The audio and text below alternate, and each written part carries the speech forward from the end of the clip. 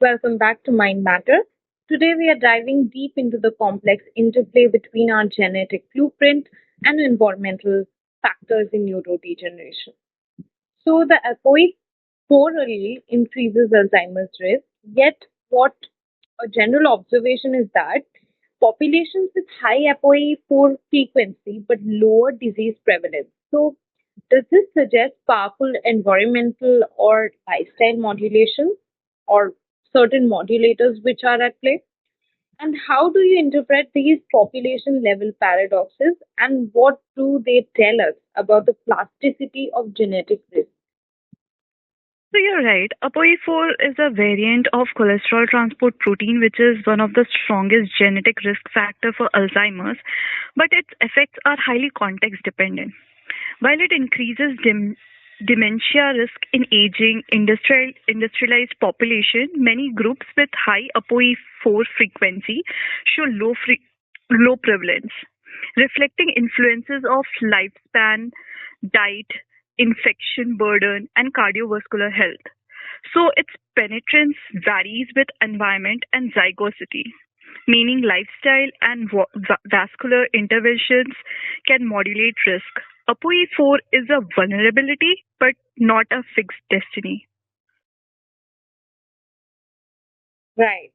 So I wanted to go into certain epigenetic modifications which are increasingly recognized as mediators between environment and gene expression in neurodegeneration. Given that these modifications can be transgenerational, are we potentially witnessing the inheritance of acquired neurodegeneration risk?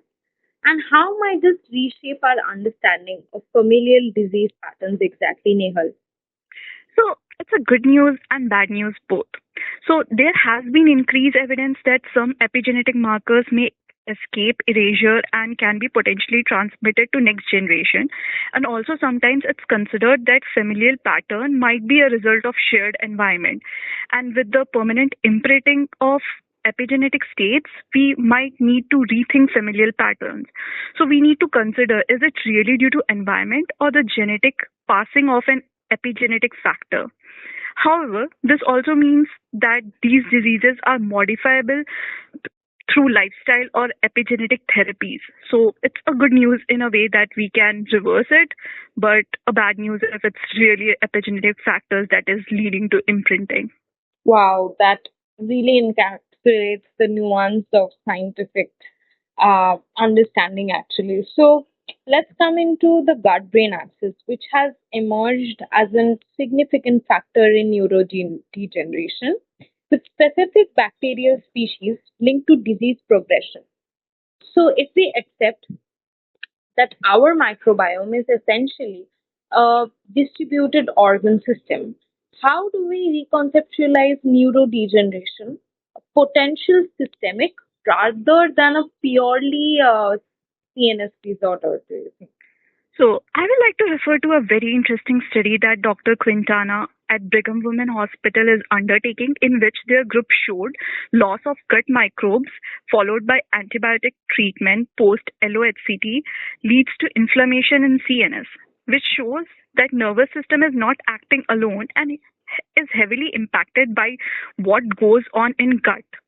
Similarly, scientific community has started taking a system approach in dealing with these new neurodegenerative diseases, which is not limited to digestive system and immune system. They are also exploring the role of cardiovascular system, and it will be exciting to see what future holds. Right. That's a very interesting study.